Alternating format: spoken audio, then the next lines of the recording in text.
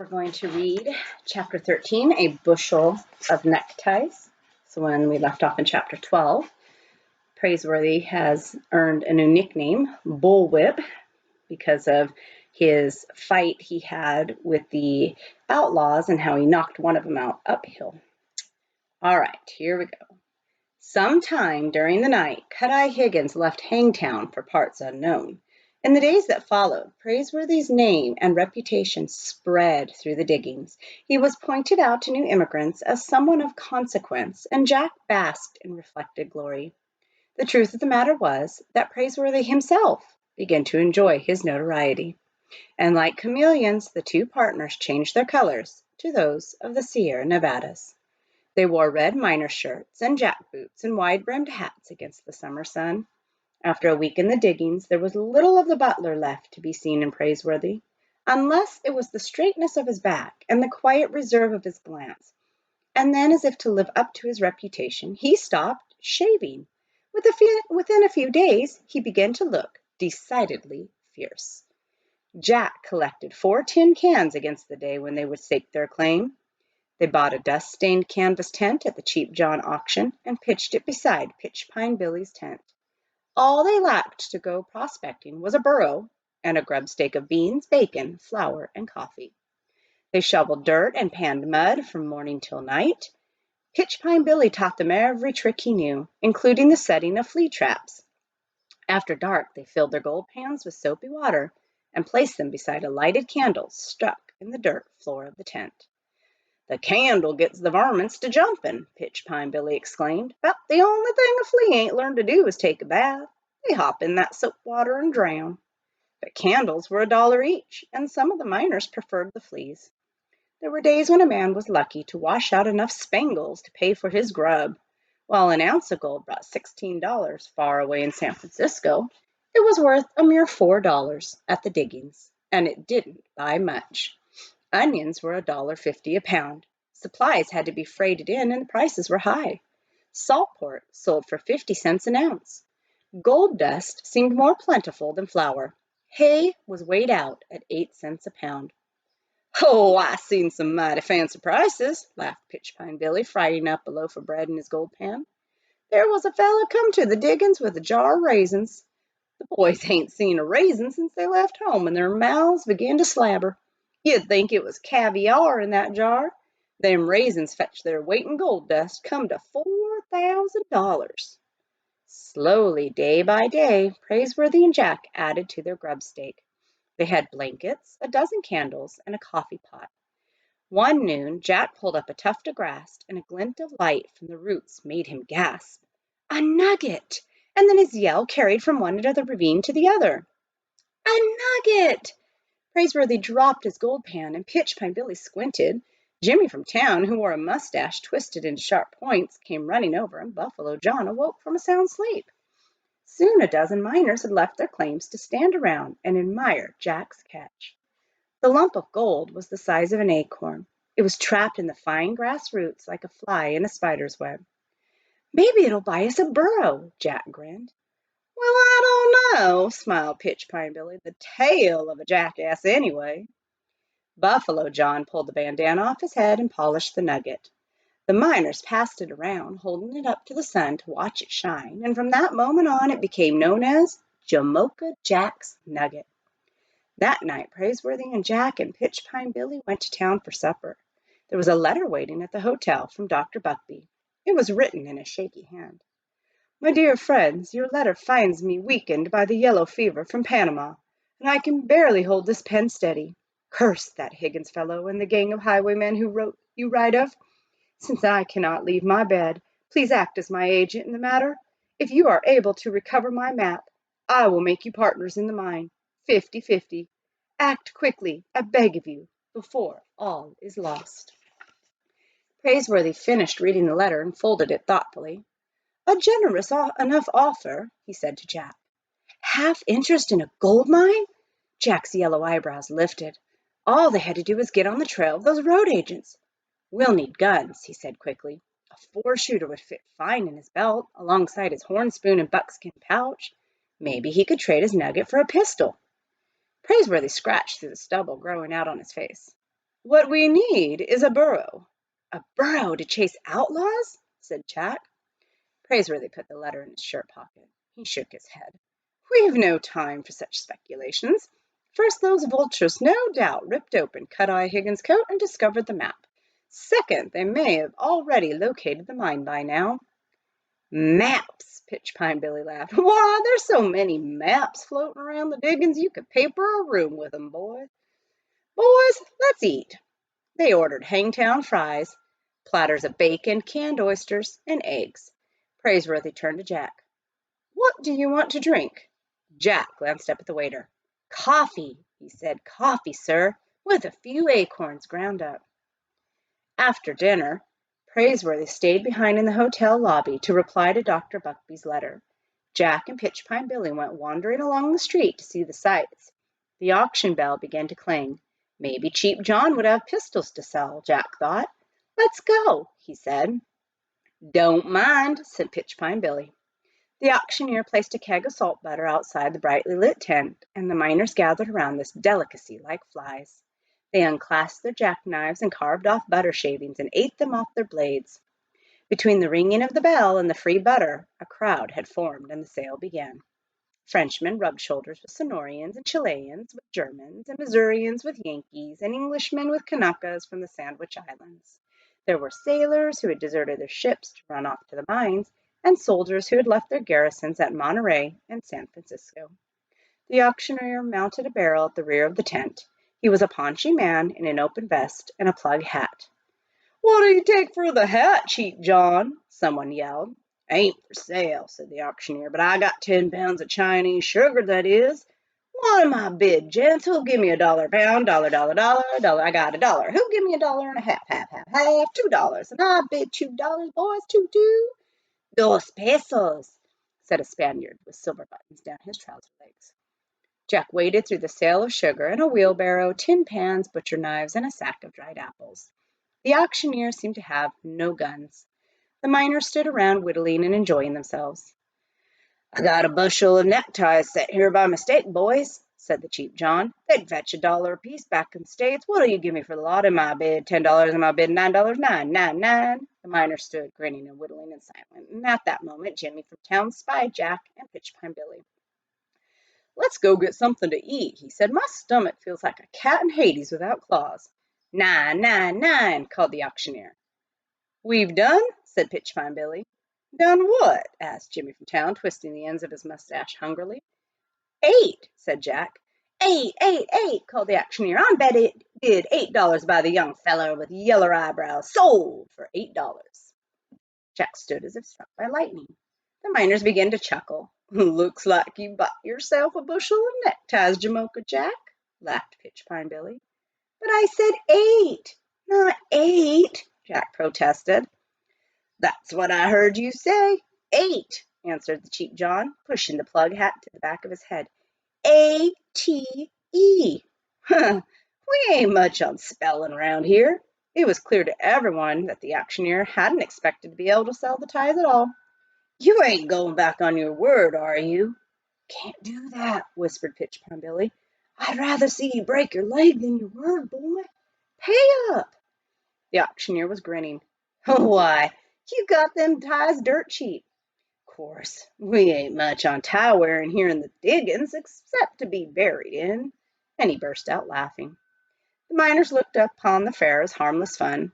Might be able to stuff a pillow with 'em, someone called out. Knot 'em together and lasso chickens. Jack stepped up to the gold scale and pulled the buckskin pouch from his belt. The nugget tumbled out. He borrowed a knife and carved half of it away, bit by bit. It hurt. He clamped his jaws with anger. Then he picked up the bushel of neckties and worked his way through the crowd to the street. Ain't so sure I'd even want to be buried in one of them things, a miner laughed. Praiseworthy was coming along the street from the hotel, and Jack could barely face him. He had cut 2 ounces off his nugget that might have gone toward their grub stake, or a gun. But even Pitchpine Billy and Jimmy from town were chuckling. What have you got there? Praiseworthy asked, raising one eyebrow. Neckties, Jack murmured, a whole bushel of them. Praiseworthy raised the other eyebrow. Neckties? Yes, sir. Jimmy from town loosened his gold pouch. I guess it was my fault, he smiled. I'll pay you for them ties, Jamocha Jack, as long as you don't make me wear one. Me either, grinned Pitchpine Billy. Praiseworthy held up his hand. Put away your dust, he looked at Jack. That was a fine purchase, he smiled. A brilliant purchase. Jack gazed up at Praiseworthy. What? We'll buy our mountain canary with neckties. Pitchpine Billy crimped an eye. You've gone out of your head, Bullwhip? Why, you couldn't give them things away in Hangtown. The only necktie you can get on a man is made out of rope. Praiseworthy scratched his short whiskers. They were at an itchy stage. He smiled, half shutting one eye. Unless I miss my guess, every man in the diggings will come begging for a necktie in a day or two. They'll fight to get one. He picked up the bushel basket and swung it up to his shoulder. Come along, partner. The next morning, Praiseworthy and Jack helped Pitchpine Billy dig a coyote hole. Once we hit bedrock, there's no telling the riches down there, the miner declared. The Spangles keep working and sifting through the ground. Earthquakes and all, it may take 'em 10,001 years to reach the bedrock, but that stops 'em. By late afternoon, the big hole was deeper than Praiseworthy's head. They rigged up a rope and lifted out dirt by the bucketsful. There were men all along the diggings coyoteing for gold, and some of the shafts were as deep as wells. Jack took his turn at the bottom of the hole, filling buckets when they were emptied into the long tom. The long tom was a wooden sluice box set in the stream. Rushing water washed the dirt along the trough, and the bits of gold were trapped in iron riffles along the bottom. Praiseworthy kept silent about the neckties. Even by the end of the next day, there was no rush to buy them, as he had predicted. But he remained unconcerned. Jack wondered if Praiseworthy had merely been trying to spare his feelings after the ridiculous purchase he'd made. He was glad to forget it, and said no more. The following morning, a delegation of 3 men appeared on Pitchpine Billy's claim. Jack recognized Mr. Jonas T. Fletcher at once. The undertaker had brought 2 Hangtown merchants with him. They came looking for Praiseworthy, who was at the bottom of the coyote hole. Jack and Pitchpine Billy hauled him out on a rope, and Praiseworthy looked as if he'd been dipped in dust. It clung to his eyelashes as he blinked. If bedrock's any deeper, he said to Pitchpine Billy, we'll be digging for gold in China. Bullwhip, said the undertaker, you've got to uphold the fair name of Hangtown. What's that? We've just been delivered a challenge. Praiseworthy began beating the dirt out of his slouch hat. Is that so? Yup. A fellow over at Grizzly Flats has heard about you. He says he can whip you. Jack looked up. Praiseworthy hardly blinked an eye. He merely continued knocking the dust out of his hat. Is that so? He said. Yup. Of course he don't know B from a bull's foot to make a statement like that. He ain't exactly bright, although I understand he can write his own name if you give him time enough. But he is a regular big fella. The mountain ox, they call him. Well, how about it? It doesn't sound like a fair match, said Praiseworthy. The undertaker nodded. He does have you on height and weight and reach and general meanness, I suppose. That's not what I meant, said Praiseworthy. It wouldn't be fair to him. The 3 gentlemen from Hangtown responded with a blank look. How's that? Even Jack was startled by Praiseworthy's declaration. The mountain ox sounded enormous. Praiseworthy wouldn't have a chance. Had he begun to believe his own reputation? From what you tell me, gentlemen, said Praiseworthy, the man can barely read and write. He'll be at a decided disadvantage. Pitchpine Billy pulled his hat down over his ears. Bullwhip, will you tell me what reading and writing has got to do with bare-knuckle fighting match? I suppose that remains to be seen. Then you'll fight him? The undertaker grinned. Oh, not by choice, sir, said Praiseworthy, but if the fair name of Hangtown is at stake, I suppose I must. The delegation smiled. How about next Tuesday? Impossible. By next Tuesday we'll have our burro and grubstake and be far away prospecting. My partner and I have a fortune to make, and time is running out. We'll be returning this way by the middle of August, at the very latest. You can plan the match for the 15th, sir. The 3 gentlemen from Hangtown nodded and departed. Jack gazed at Praiseworthy as if a complete stranger had been hiding through the years under the elegant manners of a butler. He was enchanted. But Pitchpine Billy whipped off his hat and jumped on it. Bullwhip, he snorted, you've gone and lost your reason. Before the 15th day of next month shows up, you better make out your last will and testament." Jack had just lowered himself into the coyote hole when a sudden excitement spread through the diggings, and he pulled himself out again. There was a shout of voices back and forth across the stream, from claim to claim. "Old Quartz Jackson is back, and he's brought his new missus with him." Men dropped their shovels and gold pans and abandoned their long toms. Miners crawled out of coyote holes. "What's that? Him and the ladies putting up at the hotel?" The excitement even touched Pitch Pine Billy. "Boys," he said to Praiseworthy Jack, "I ain't seen a lady in so long I near forgot what they look like." Praiseworthy rested his arms on the handle of a shovel and grinned. He gave Jack a nod. "This is the day we've been waiting for, partner. Watch and see." Pitch Pine Billy scowled. "Well, just stand there. Look at you both, dirt sticking out on you like you ain't had a bath all year. Why, it's a disgrace. I'm ashamed of you. You heard what they said? There's a lady in town." Within 5 minutes, miners were everywhere along the stream, scrubbing and shouting and planning to go to town. Pitch Pine Billy waded in with his clothes on and kept dumping hatloads of water over his head. Later, shirts and trousers could be seen on every bush, drying out in the mountain heat. Men stood at mirrors tacked to trees and got out their straight razors. Half a dozen familiar beards disappeared. Others were trimmed and shortened. Praiseworthy took his time. When he and Jack emerged from their canvas tent, they were wearing bright green neckties. Pitch Pine Billy stood fluffing out his beard. He stopped and stared. "Well, help yourself," said Praiseworthy. "That is, if it's all right with my partner." "It's fine with me," said Jack. Pitch Pine Billy grinned. "Don't mind if I do." The neckties were so bright they could be seen across the river. Soon the miners who had laughed at Jack the night of the auction were swarming about the bushel basket. "I'll give you a pinch of dust for one of them neckties, Jamocha Jack." "I'll give you 2 pinches." Pitch Pine Billy was laughing. "Don't fight, boys. Just get in line there. Looks like Jamocha Jack has cornered the necktie market. He caught you sleeping, didn't he? Just hold your pouches open and I'll pinch out the gold, since I got the biggest thumbs in the diggings." Praiseworthy stood idly by with his foot on a stump and lit a long 9 cigar. Within 20 minutes, the basket was empty. Every necktie was gone. Pitch Pine Billy pulled the strings on Jack's buckskin pouch and handed it over. It was heavy as a plummet. Jack weighed it in his hand and tossed the pouch to Praiseworthy. "That ought to get us a burro," he grinned. "And maybe a gun," Praiseworthy said, taking the heft of it. He tossed the pouch back. "Yes, sir, that Cheap John had better learn B from a bull's foot to get the better of Jamocha Jack. Gents, let's go to town." The miners had formed a crowd outside the Empire Hotel when Quartz Jackson brought his lady out onto the porch. The miners whipped off their hats as if it were the United States flag they were looking at. "By the great horn spoon," Pitch Pine Billy muttered in awe. "A genuine woman." She had sparkling eyes and a smile for everyone.